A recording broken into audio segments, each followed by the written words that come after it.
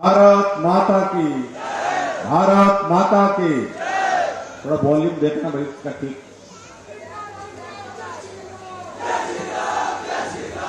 आज के इस कार्यक्रम में हमारे बीच में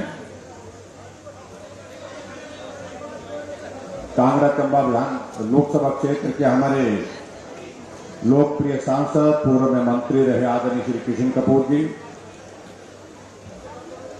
आपके इस विधानसभा क्षेत्र की लोकप्रिय विधायिका श्रीमती रीता धीमान जी,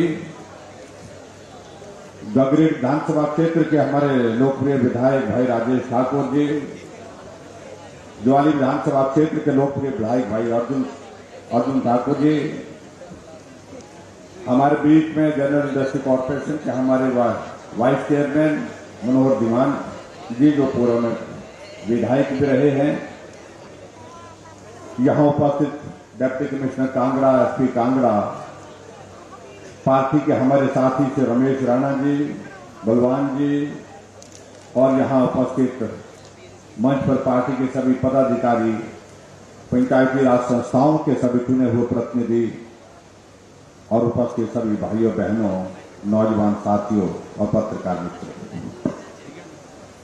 सबसे पहले तो मैं क्षमा चाहूंगा कि आपके बीच में पहुंचने में देर हुई,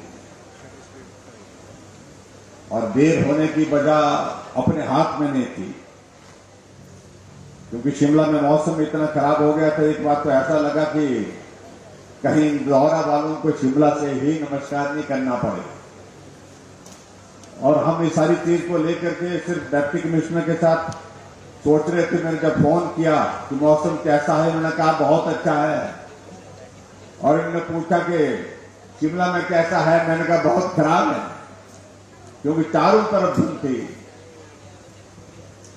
लेकिन उसके बावजूद ये हमारी और आप सबकी एक इच्छा शक्ति के मन में लगता है कि हमको आज मिलना है और हर हाल में मिलना है, और आपके बीच में यहां पर पहुंच करके जिस प्रकार से आप सबने हमारा गर्मजोशी के साथ स्वागत अभिनंदन किया, उसके लिए मैं आप सबका बहुत बहुत धन्यवाद करता हूं। मैं क्षमा चाहूंगा क्योंकि हम 2 घंटे से ज्यादा समय देर से पहुंचे, इसलिए माननीय सांसद किशन कपूर जी को आप नहीं सुन पा रहे हैं, और मैं ये भी चाहूंगा कि अगर उनका संबोधन करवाना है तो मेरे बाद वो बोल सकते हैं, आप उनकी बात को अवश्य सुन करके भी जाए।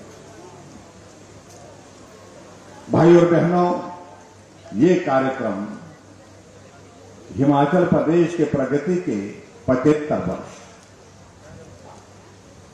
ये अलग तरह का कार्यक्रम है, और इस कार्यक्रम के माध्यम से हम हिमाचल प्रदेश में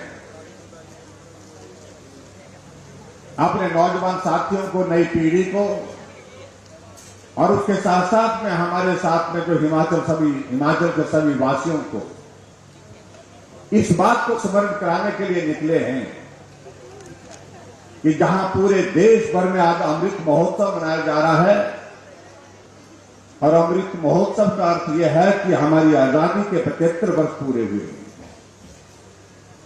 और आजादी के 75 वर्ष पूरे होने के पश्चात जिस तरह से आदरणीय प्रधानमंत्री नरेंद्र भाई मोदी जी ने पूरे देश भर में अलग अलग कार्यक्रम तय किए,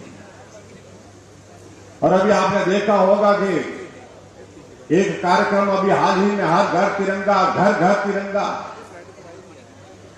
स्वतंत्रता दिवस हर बार मनाया जाता है, लेकिन जिस प्रकार से स्वतंत्रता दिवस इस बार मनाया गया, आज से पहले कभी भी हिंदुस्तान के इतिहास में नहीं मनाया गया। हर व्यक्ति ने झंडा लेकर के अपने घर में कराया।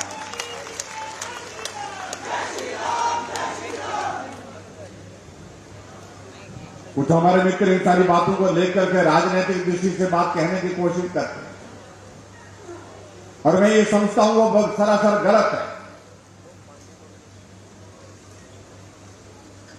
आजादी के अमृत महोत्सव का अभिप्राय आदरणीय प्रधानमंत्री जी का यह है,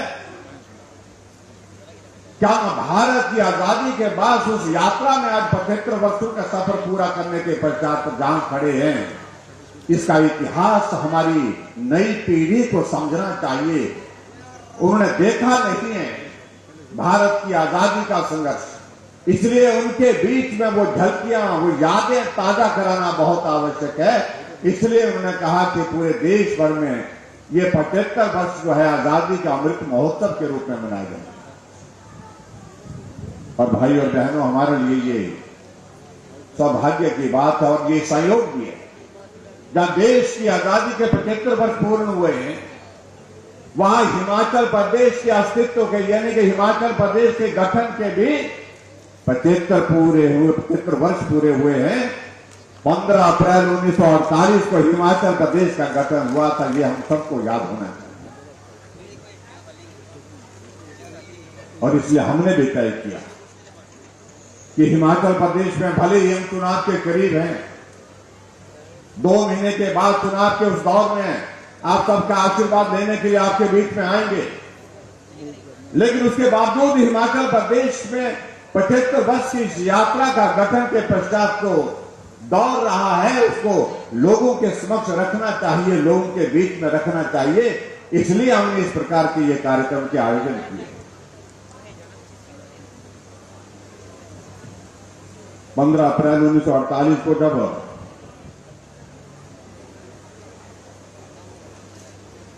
हिमाचल प्रदेश का गठन हुआ था, उस वक्त हिमाचल प्रदेश का नक्शा कैसा था?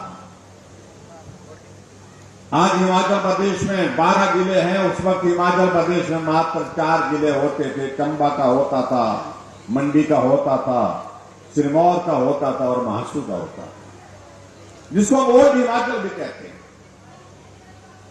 लेकिन धीरे धीरे आगे बढ़ते हुए हिमाचल प्रदेश में नया इलाका जुड़ता रहा जो पंजाब का हिस्सा हुआ करता था। और आज हमारे लिए सौभाग्य की बात है, जहां 1948 में जब हिमाचल प्रदेश का गठन हुआ था, उस वक्त 25,839 वर्ग किलोमीटर क्षेत्रफल हिमाचल प्रदेश का था, और आज हिमाचल प्रदेश का क्षेत्रफल 55,673 किलोमीटर है।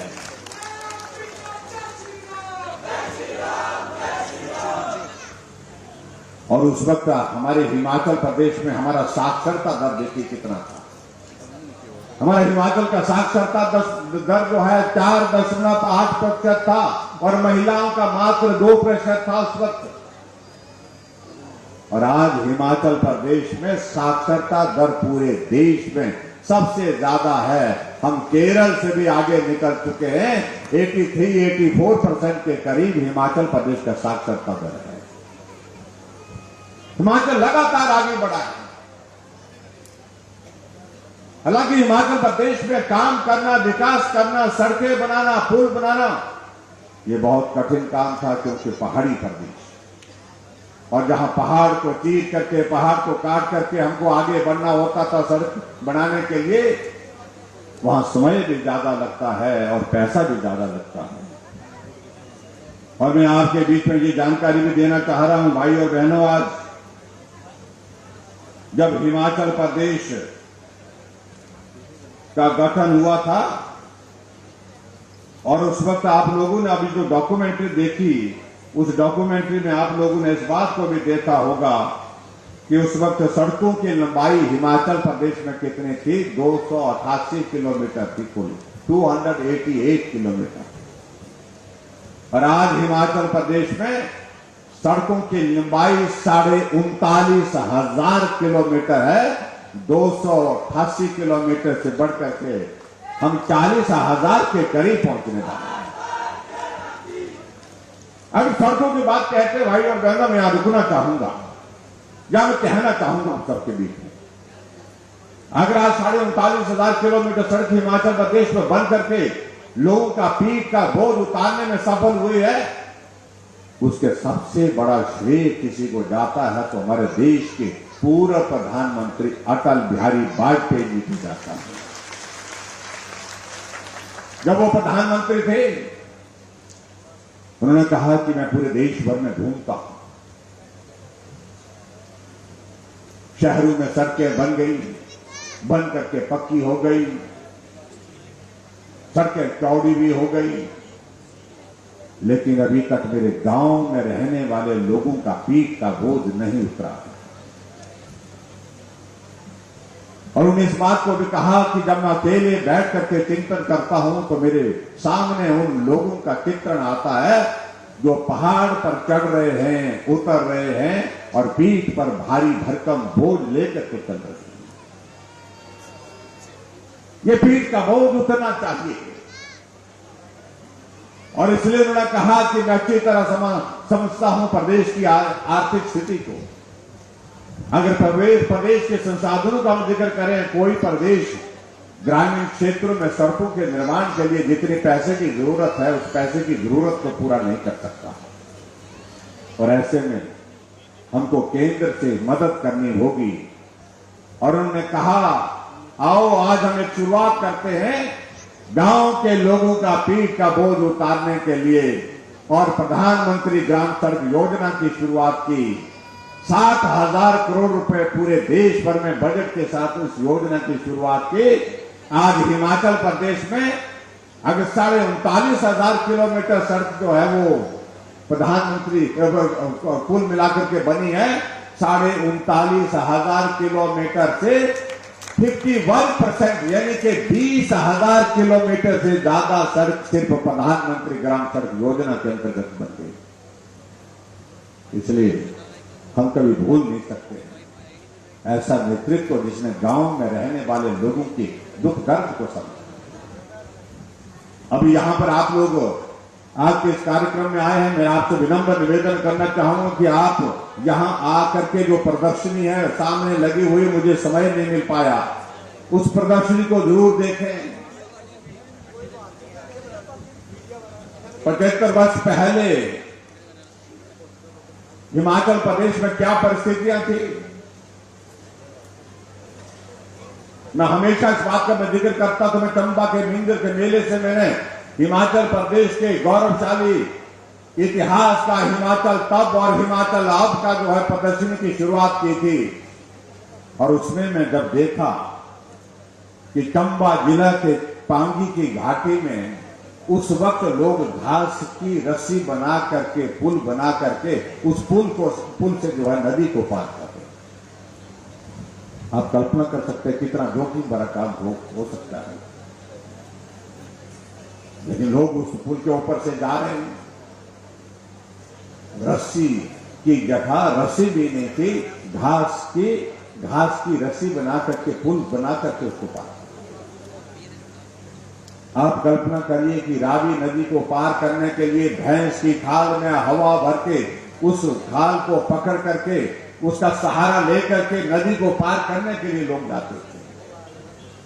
सिर्फ रावी की नहीं, मैं समझता हूं कि सभी जगह की परिस्थिति इस प्रकार की रही हो। और ये भी इतिहास में आज के इसमें दर्ज नहीं हो पाया है कि कितने लोग उस भैंस की खाल के साथ सहारा लेकर के नदी पार करते करते डूब गए, नदी में समा गए, जिनकी जिंदगी समाप्त हो गई। इसका भी कोई आंकड़ा हमारे पास नहीं।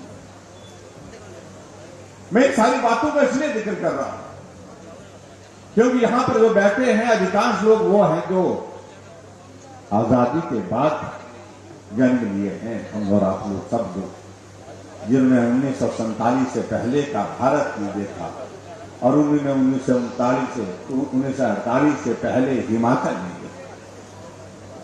इसलिए हमारा ये दायित्व बनता, आज भले ही हम प्रगति की राह पर आगे बढ़ते बढ़ते बहुत आगे निकल गए हैं, लेकिन उसके बावजूद हमको एक नजर अपने इतिहास पर डालनी चाहिए कि हमारे बुजुर्गों ने किस प्रकार से हिमाचल को आगे बढ़ाने के लिए योगदान दिया। और यहां आप देख रहे थे, वृत्तचित्र देख रहे थे, आप डॉक्यूमेंट्री देख रहे थे। पूर्व में इस प्रदेश का नेतृत्व अलग अलग समय में जो भी रहा है, चाहे वो डॉक्टर वाईएस परमार रहे जो हिमाचल प्रदेश के पहले मुख्यमंत्री थे और हिमाचल निर्माता के रूप में जिनको जाना जाता है, चाहे उनके पश्चात ठाकुर रामलाल जी रहे, वीरभद्र सिंह जी रहे, श्री शांता कुमार जी रहे, श्री प्रेम कुमार धूमल जी रहे। सबका अपना अपना अपने अपने समय से अपना अपना योगदान रहा है और बहुमूल्य योगदान।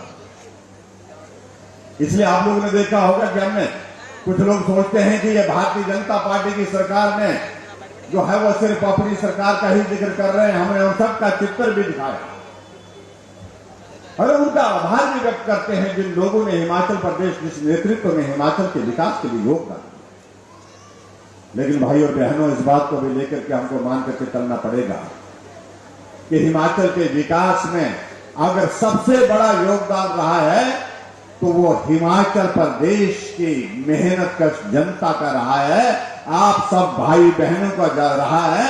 इसलिए ये श्रेय किसी एक व्यक्ति को, एक सरकार को देने के बजाय हम पूरे प्रदेश में निकले हैं कि अगर हिमाचल आज जहां प्रगति की राह पर आगे बढ़ते बढ़ते जहां पहुंचा है तो हिमाचल प्रदेश की जनता को सबसे बड़ा श्रेय जाता है।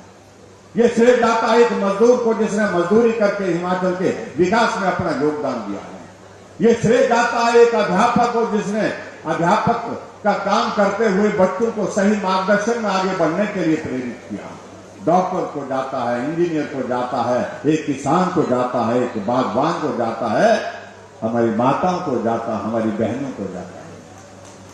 इसलिए श्रेय के लिए मैं आप सबको समर्पित करता हूं। अगर हिमाचल आज अगर इस दौर में कहीं पहुंचा है तो उसमें आप सबका बहुत बड़ा योगदान रहा है, ये मैं आपके बीच में कहना चाहता हूं।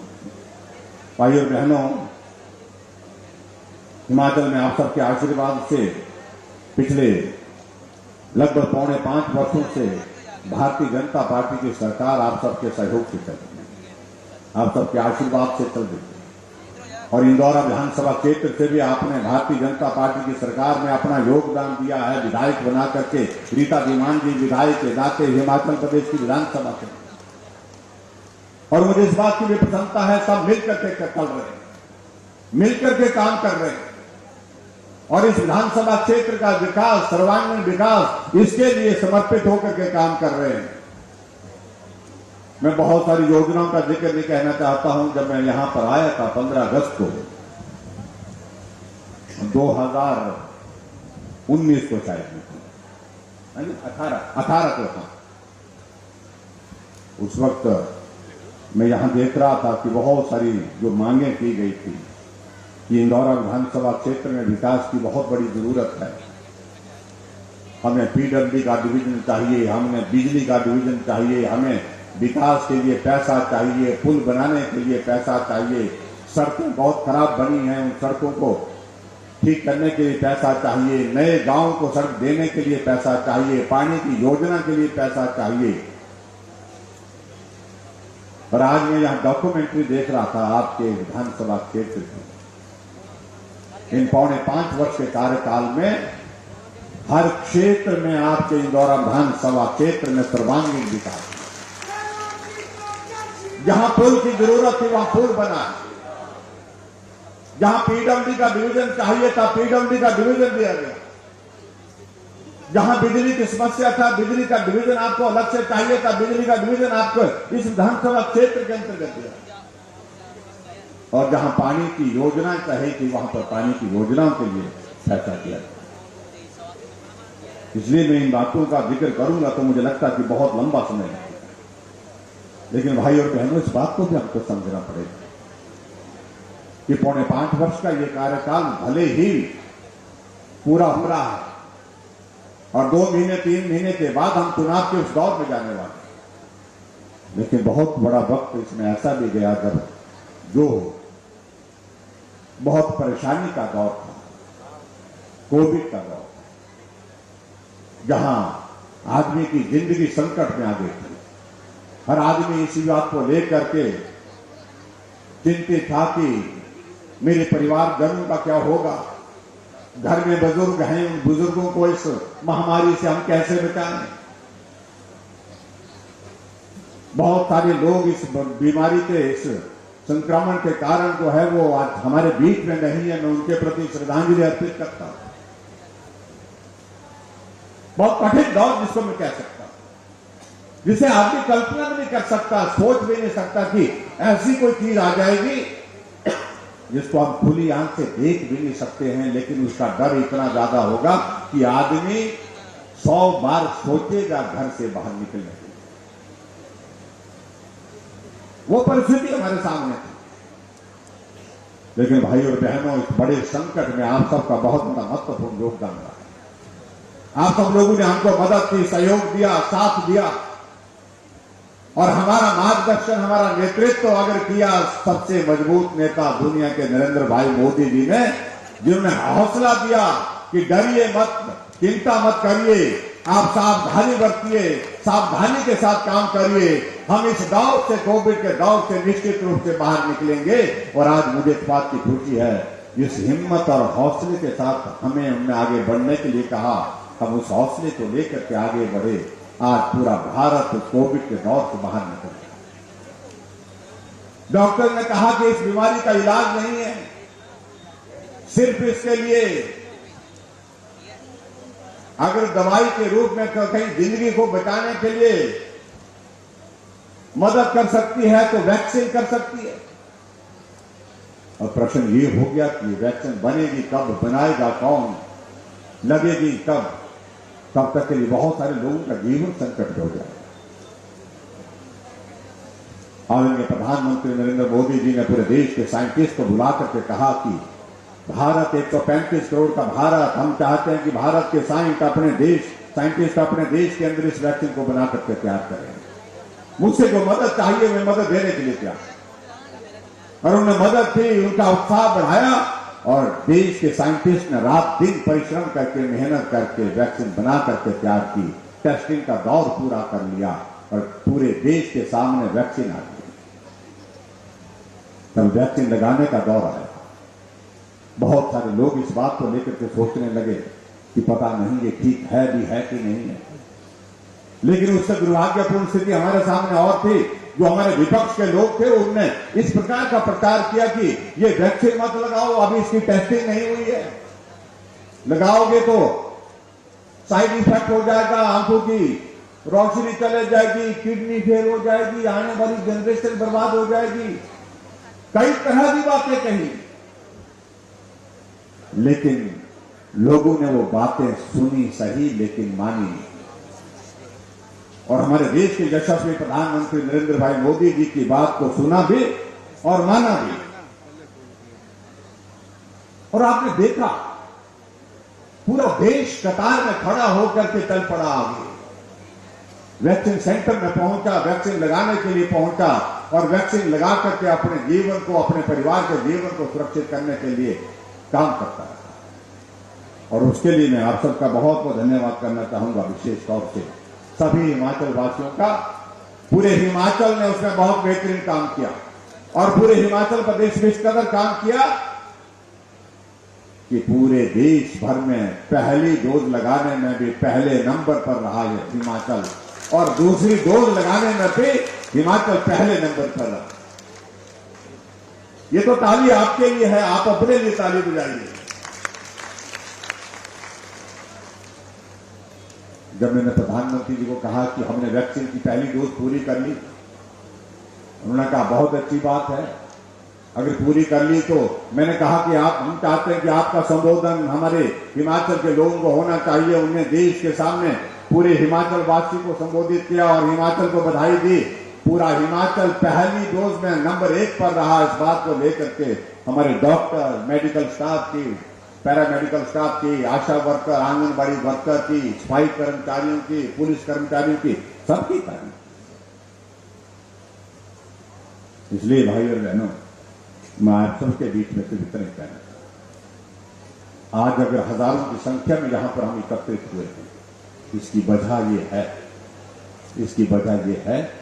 कि सबको मालूम है कि हमने वैक्सीन लगा ली है। अब अगर कोविड आ भी जाएगा तो देख लेंगे, हल्का फुल्का आएगा तो चलता रहेगा, लेकिन जीवन संकट में नहीं होगा। इस बात को सुनिश्चित करके हम आगे बढ़े हैं। इसके लिए मैं आप सबको बहुत बहुत बधाई देता हूं, आप सबका बहुत बहुत धन्यवाद भी करता हूं। बाकी बातों को लेकर के हम फिर से आप सबके बीच में आएंगे, बात करेंगे। हमारी सरकार ने गरीब आदमी की सेवा करने की कोशिश की है। हमारे कई मित्र इन बातों का जिक्र करते हैं। विपक्ष के लोग कई तरह की बातें करते हैं, कई प्रकार की बातें करते हैं। और बातें क्या करते हैं कि कुछ नहीं हुआ, कुछ नहीं हुआ। उस चीज को पकड़ने की कोशिश करते हैं उस चीज की तरफ ध्यान ले जाने की कोशिश करते हैं जहां अभी काम होना बाकी है, काम होने वाला है वहां। लेकिन मैं इतना जरूर कहना चाहता हूं कि हिमाचल प्रदेश में हिमाचल की जनता ने हमको सहयोग दिया, समर्थन दिया और हमने गरीब के करीब रह करके उनकी सेवा की। जो हमें कहते हैं कि कुछ नहीं हुआ, मैं उनको ये कहना चाहता हूं कि वो पेंशन बुजुर्गों के लिए सिर्फ 4 लाख लोगों को देते थे और हम आज 7.5 लाख लोगों को हिमाचल प्रदेश में पेंशन देते। वो 400 करोड़ रुपए खर्च करते थे पेंशन पर और हम 1300 करोड़ रुपए हिमाचल प्रदेश में खर्च कर रहे हैं। ये अंतर है जो हमसे इस बात का प्रश्न पूछ रहे हैं।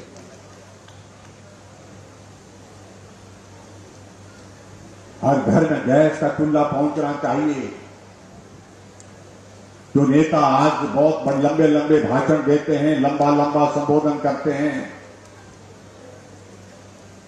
जो पूर्व में रहे नेताओं के बारे में कहते हैं कि बड़े नेता, बड़े बड़े नेता,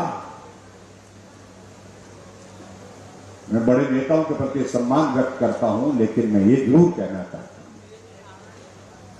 काश बड़े नेता भी इस बात को सोचते कि गांव में रहने वाले छोटे से उस टूटे फूटे घर में हमारी बहनें माताएं रहती हैं जिनके घर में गैस का चूल्हा नहीं है, हम उनको गैस का चूल्हा उपलब्ध। आज मेरी सरकार ने तय किया हिमाचल प्रदेश में 3,34,000 गैस के चूल्हे हर घर में पहुंचाए। पूरा हिमाचल ऐसा प्रदेश किया हमने पूरे देश में जहां एक भी घर गैस के चूल्हे के बिना नहीं छोड़ा। ये हमने प्रयत्न किया। बड़े बड़े तो नहीं कर पाए, लेकिन हम जैसे छोटे आदमी इसको इस काम को कर पाए। कोई आदमी अगर बीमार हो जाता था, उसके इलाज के लिए कोई प्रावधान सरकार के पास नहीं था। लोग बड़े बड़े सत्ता में रहे, लेकिन उसके बावजूद उस गरीब को कोई बीमारी ऐसी लग गई जिसके इलाज के लिए पैसा ज्यादा लगेगा, इस बात को लेकर के सोचने का विषय नहीं था। क्योंकि उन बड़े लोगों को, जो बड़े बड़े लोगों की बात आती है, उन्हें तो कोई परेशानी नहीं। लेकिन गरीब आदमी की बीमार की उसके इलाज की व्यवस्था होनी चाहिए, इस पर सोचने का विषय उनका बना। लेकिन हमारी सरकार आने के बाद हमने शुरुआत की, हमने हिमकेयर की शुरुआत की और हिमकेयर के माध्यम से हमने हिमाचल प्रदेश में लाखों लोगों का इलाज जो है वो 3 लाख से ज्यादा गरीब लोगों का मुफ्त में इलाज करके स्वस्थ करके उनको घर भेजा। ये छोटा आदमी कर सकता है, लेकिन बड़ा आदमी नहीं कर सकता। छोटा आदमी इसलिए कर सकता है क्योंकि उसने गरीबी को करीब से देखा है। ये अंतर है जिनको समझना और समझाने की आवश्यकता है। आज अगर कोई आदमी बीमार होता है, गरीब आदमी है, पैसे उसके पास नहीं है, तो जाता है हिमकेयर का कार्ड ढूंढता है, उस कार्ड को जेब में डालता है और हॉस्पिटल जाकर के इलाज करने के लिए पहुंचता है। उसे मालूम है कि इस कार्ड से मेरा इलाज हो जाएगा। बड़े लोग कर सकते थे इसका, लेकिन उनकी सोच का विषय नहीं बना।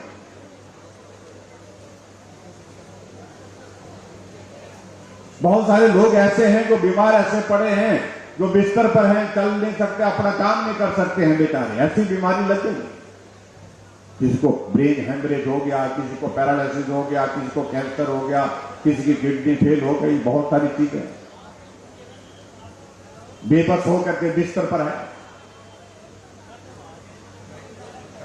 और उसको अगर बिस्तर में साइड भी होना है, पलटा भी मारना है, तो परिवार के किसी सदस्य को उसकी मदद के लिए वहां पर खड़ा होकर के उसकी मदद करनी पड़ती है।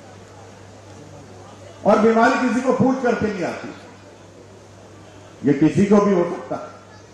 लेकिन हमारी सरकार ने तय किया कि ऐसे लोग जो बिल्कुल ऐसे बिस्तर पर पड़े रहे, अपना काम डायरेक्ट खुद नहीं कर पाते हैं, उनकी संख्या कितनी है आप हैरान होंगे। पूरे प्रदेश भर में जब उनका रजिस्ट्रेशन शुरू किया तो 20,000 से ज्यादा ऐसे लोग हैं जो बिस्तर पर हैं, जिंदगी भर वो बिस्तर पर ही रहेंगे। क्योंकि बीमारी ऐसी लग गई जिसको छोड़ कर नहीं हो सके। हमने कहा ऐसे लोगों के लिए मदद करनी चाहिए और हमने मदद का रास्ता निकाला। हमने सहारा योजना शुरू की और उस सहारा योजना के अंतर्गत हमने उन सभी 20,000 लोगों को 3-3 हजार रुपए उनके खाते में डाल करके उनकी मदद कर रहे हैं। मदद ज्यादा नहीं है लेकिन मदद करने की मंशा तो है।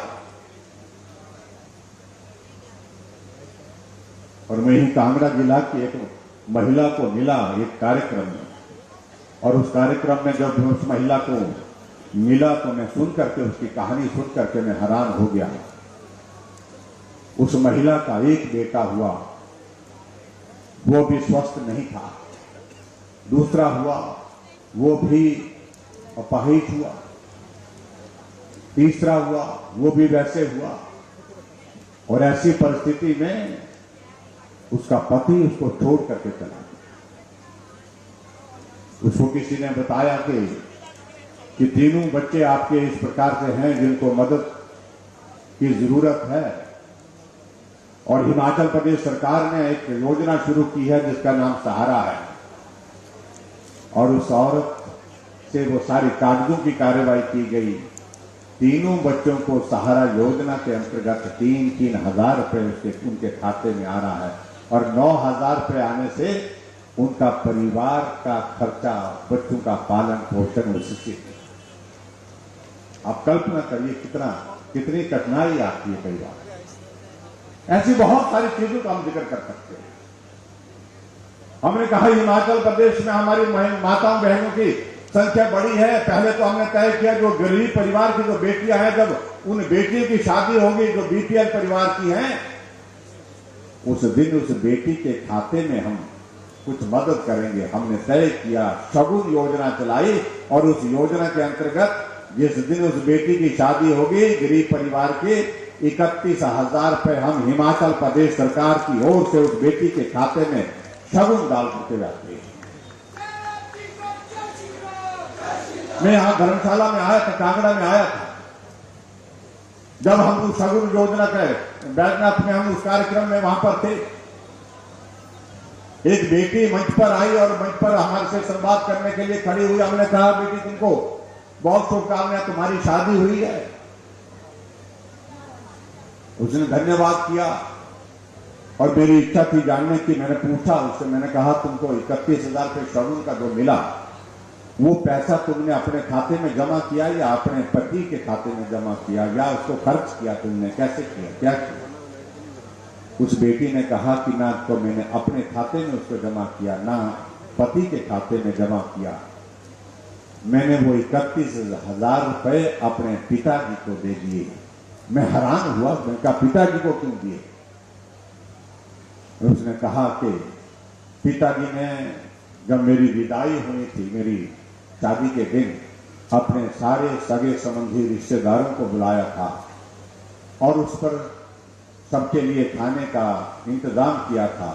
उस पर उनके ऊपर खर्च हुआ, और उस खर्च के लिए जो पैसा जो जहां लोगों से, साथियों, रिश्तेदारों से लिया था, मेरे मन में भाव आया कि मैं बेटी बन करके जो है इनकी दूसरे घर में जा रही है, दूसरे परिवार में जा रही हूं, लेकिन मैं अपने पिता के ऊपर बोझ बन करके नहीं जाऊंगी, उस बोझ को खत्म करके जाऊंगी। उस बेटी ने वो पैसे अपने पिता के हाथ में दिए, कहा कि ये आपके पास रहे, और इसलिए जो आपने रिश्तेदारों को बुला करके जो भोजन दिया, जो खर्च किया मेरी विदाई के लिए, अपनी भावनाओं को पुत्री के लिए, बेटी के लिए आपने समर्पित किया, उसके लिए ये छोटा सा योगदान आपको मेरी तरफ से आप लोग। आप कल्पना कर सकते हो बेटी कहां तक सोचती है।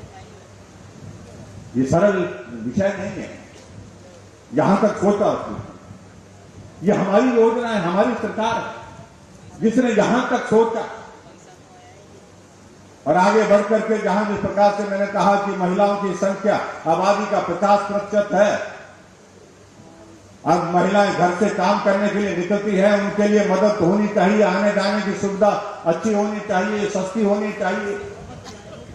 और हमने तय किया कि हिमाचल प्रदेश में हमारी माताएं बहनें जब बस में सफर करेंगे, एचआरटीसी की बसों में, तो उनसे पूरा किराया नहीं लेंगे, वो आबादी का आधा हिस्सा है और आधे हिस्से का मतलब हम किराया भी उनसे आधा ही लेंगे।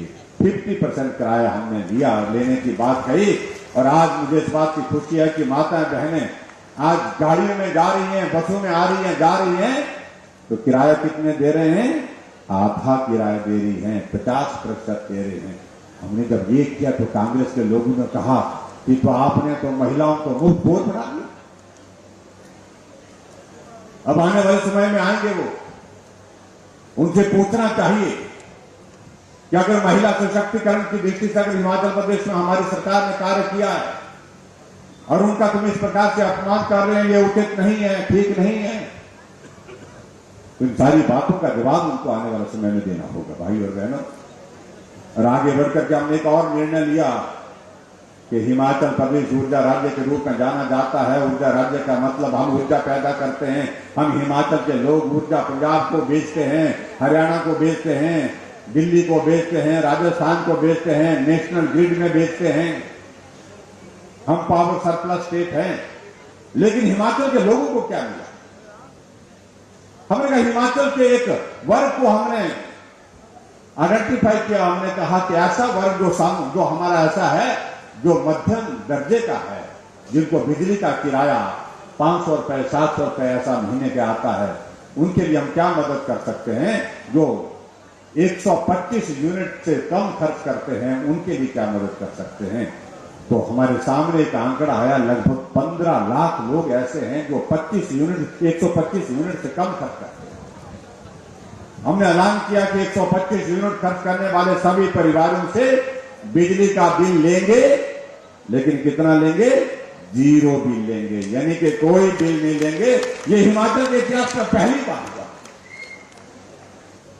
और हमने लागू कर दिया। लेकिन हमारे मित्र, कांग्रेस के मित्र कह रहे हैं कि हम आने वाले सुबह में 300 यूनिट देंगे। अरे तुम देंगे जब आएंगे, तो जब आएंगे ही नहीं तो देंगे कहां से? आने के लिए गुंजाइश कहां है तुम्हारे पास? तुम इस बात को सोचिए, तुम आप कल्पना करिए इस बात को लेकर के। क्या ये सत्य नहीं है कि कांग्रेस पूरे देश भर में समाप्त हो रही है? जो पूरे देश भर में समाप्त हो रही है उसमें हिमाचल प्रदेश में क्या भला करना? और हमारी वजह से नहीं, अपने कर्बू से खत्म हो गई है। यूपी में 400 से ज्यादा सीटें हैं और अभी यूपी का चुनाव हुआ, 367 सीटों पर कांग्रेस की जमानत जब्त और 400 की विधानसभा में 2 सीटें आई। बड़ा शोर डाल रहे थे आपके साथ, पंजाब का इलाका लगता है कि चन्नी साहब आ रहे हैं, चन्नी साहब आ रहे हैं। चन्नी साहब आए और चले गए। 2 जगह से चुनाव लड़े, दोनों जगह से चुने गए। और उधर देखिए आप कल्पना करिए, जिन 4 राज्यों में भारतीय जनता पार्टी की सरकार थी, उत्तर प्रदेश में योगी जी फिर सत्ता में आए, धामी जी उत्तराखंड में फिर सत्ता में आए, हमारे सावंत जी गोवा में फिर से आए, वीरेंद्र जी जाकर के मणिपुर में आए। 4 राज्य में भाजपा थी, चारों के 4 में फिर भाजपा आ गई। और इसलिए हम इस बात को कहते हैं कि भाई, जो इस बात को सोच रहे हैं कि 5 साल के बाद में बदलाव होगा, उनको इस बात को समझना चाहिए कि अब रिवाज बदल गया है। इस बात को उनको समझना चाहिए। और रिवाज बदलने की बात में बड़े विसाख कह रहा है। अब की बार हिमाचल प्रदेश में भाई और बहनों, आप सबके सहयोग से निश्चित रूप से हम रिवाज बदलेंगे और फिर नवंबर के महीने में जब चुनाव होंगे, फिर भारतीय जनता पार्टी की सरकार हिमाचल प्रदेश में बनेगी। आप सबके आशीर्वाद से फिर हिमाचल को डबल इंजन की सरकार, दिल्ली में मोदी जी, हिमाचल प्रदेश में भाजपा की सरकार मिलकर के आगे बढ़ेंगे। और हमारे लिए सौभाग्य की बात है, हिमाचल छोटा प्रदेश, लेकिन हमारे प्रधानमंत्री 4.5 वर्षों में 7 बार हिमाचल प्रदेश में आते हैं। धर्मशाला में आकर के 2 दिन रुके, शिमला की माल रोड से पैदल होकर के रिज के मैदान में पहुंचे, जाकर के कुल्लू मनाली के जाकर के रोहतांग टनल, अटल टनल रोहतांग का उद्घाटन करके लाहौल पहुंचे, मंडी आए। और इस तरह के प्रधानमंत्री जो हिमाचल को बहुत स्नेह करते हैं, प्यार करते हैं, वो हमारे पास। और हिमाचल प्रदेश के विकास के लिए उनका बहुत बड़ा योगदान रहा है। और बहुत जल्दी आने वाले समय में आदरणीय प्रधानमंत्री जी का फिर से हिमाचल प्रदेश में आना होगा। आप सबके बीच में उनका आशीर्वाद हमको मिलेगा। लेकिन मैं आप सबसे इतना ही निवेदन करना चाहता हूं कि इस विधानसभा क्षेत्र में रीता देवांगी ने अपनी ताकत के साथ, पूरा मेहनत के साथ, पूरी ताकत के साथ, आप लोगों के सहयोग के साथ आगे बढ़कर के काम किया है, विकास किया है। और यहां पर इस विधानसभा क्षेत्र में जो सरकार की ओर से जो मदद करने की आवश्यकता थी, उस मदद को हमने पूरा किया है और सब मिलकर के चले थे। पार्टी के सब साथी, नए पुराने, मनोहर दिमांगी भी मिलकर के सब इस क्षेत्र का विकास हो। पार्टी के सब लोग मिलकर के इस क्षेत्र का विकास हो, हम तेजी से आगे इस क्षेत्र के विकास को बढ़ा सके, उसके लिए आप सब लोगों ने काम किया है। मैं आप सबसे इतना ही निवेदन करना चाहता हूं कि अब की बार जहां हिमाचल प्रदेश में जब चुनाव का दौर आएगा, उस चुनाव के दौर में निश्चित रूप से आप सबके आशीर्वाद में आपका स्नेह, आपका प्यार चाहिए। और उन सारे मसलों को जिनका समाधान हुआ वो तो पूरे हो गए, लेकिन जिन मसलों का अभी समाधान होना बाकी है, सरकार के चुनाव के बाद, चुनाव के पश्चात फिर आप सबके बीच में आकर के उन सारी बातों को पूरा करेंगे। यही मैं आपके बीच में कहना चाहता हूं। यहां कुछ बात कही है, कुछ जगह 7 जगह में इन्होंने पंचायतों में खाकर द्वार, ये क्या है, चिक्कूपुर, ये क्या है, मोटली, 7 पंचायतें बताई है इन्होंने।